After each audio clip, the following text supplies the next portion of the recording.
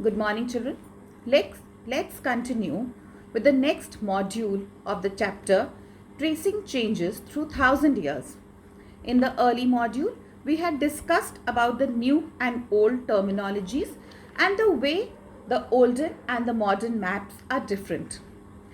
Today, we are going to study about historians and their sources. Now, first, let us discuss who were the historians and what were their sources and why did they needed these sources. So the question of first is, who were historians?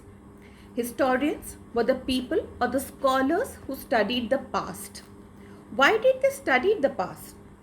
Historians studied the past to gain the information about past.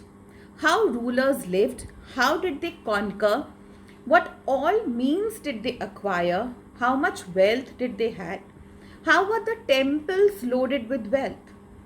So, all these knowledge was useful to build a story about the past. What were the sources that helped the historians to develop a story of the past or the knowledge of the past? First and foremost were the manuscripts. We have all studied about the manuscripts in our earlier class, that is class 6. Manuscripts was written on the soft surfaces, that is writings on the soft surfaces. Information derived from the manuscripts could not be very sure of, those historians could not be very sure of that information received from the manuscripts, because manuscripts were handwritten and they were written on soft surfaces which could be destroyed easily. Now, because in those days printing press were not into being, so these manuscripts were handwritten, and the problems faced by these handwritten manuscripts were that a person who was copying these manuscripts made some changes here and there. Some language changed, some words changed, and ultimately what happened was change went on happening till the original information from these manuscripts was lost somewhere. So the historians, they had to study many manuscripts to get the exact information about the past. Second were the inscriptions. Now, how did these inscriptions help the historians to gain the information? These inscriptions were on hard surfaces which helped the historians to gain information about the past. Hard surfaces were not destroyed easily, so the information could be relied on. As the information which was inscribed on these hard surfaces, one could rely on these, as it was believed that these inscriptions were made from the people of the olden days only. There were many people who knew how to read and write, and these people were called scribes. In olden days, scribes were the only source which were there to provide information, as they were the only people who knew how to read and write. So the kings hired these scribes to make a record of their deeds or of their victories. So these scribes used to write the victories about the kings. Now, the next were the coins. There are many things that are inscribed on the coins, like the year in which the coin was made, the king in which era the coin belonged to, the picture of the king was inscribed on the coin. So the coins also told us that which time period does it belong to.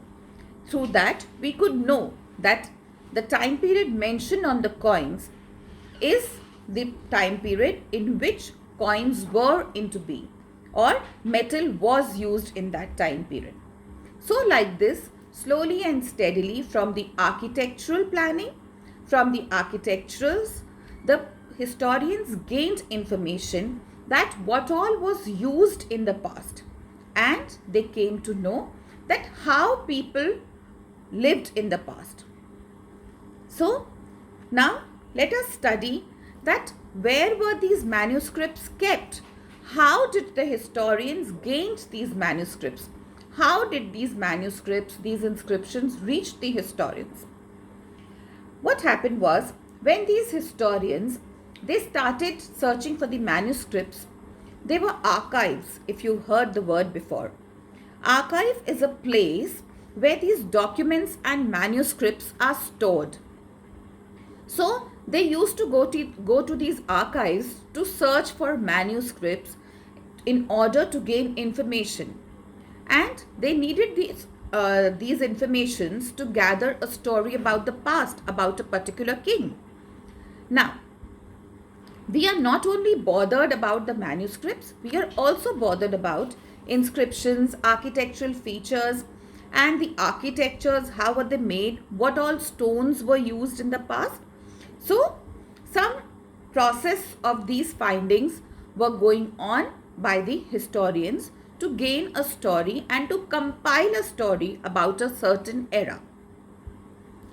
Now, what happened was, to gain a proper story or a true story, they had to study n number of manuscripts. As I told you before, that these manuscripts could not be relied on as they were handwritten and they were written many a times.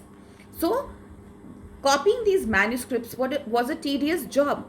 One could not understand the handwriting, one could not understand the words, or probably the language was different. So there were n number of manuscripts which were there in the archives. So the historians had to study all these manuscripts to find a common story of that era, so that they could come to some conclusion that what exactly was happening in that era, what exactly were the kings doing in that era, or what exactly were the architectural features of that era. So all these sources were very important for the historians, and some changes were there in the manuscripts, but they were able to find out what changes were there in the manuscripts and they could gather a small story about it. Now, the next is, why did the historians wanted to study these manuscripts? Today, if we are studying history, it is because of those historians that we have gained that knowledge, that we have come to know about that knowledge. These books were published long time after these manuscripts were written. But what was exactly happening? These historians, they gain information from various sources so that they could give us a true story, a compiled story of the era of which we are talking about. That is of around 80 to 1800 time period we are talking about. We are talking about that century, 80 to 18th century. But do we get the exact information? Is the information that is provided to us that true? It is still not very true, because we are only relying on the information that the historians have provided us. So, historians have also told about many communities that came into being, many political and social groups that came into existence in that time period, and many differences in the social groups. But are we all relying on them, or are these social groups still existing? Are those political groups still existing? We really don't know about them. That we can only study when we move on to the next part of the chapter. But I hope you have understood what exactly the term sources mean. I was trying to explain you by the word sources is that all the things that the historians gathered to gain information, those were exactly what were called sources for the historians. And again, I would repeat, archives were the place where these all manuscripts were stored. These may be some libraries, these may be temples. These were places where these important documents were stored for the further use. Further use, I mean, is that for the people to know that what happened in the past. That is the reason why these manuscripts, these sources were stored. And yes, sometimes historians had to dig long deep into the ground to know about the architectural features, because some of the monuments, some of the places were digged deep into the ground, or some of the stones have dug deep into the ground. So they even have to excavate these and find out what happened in the past.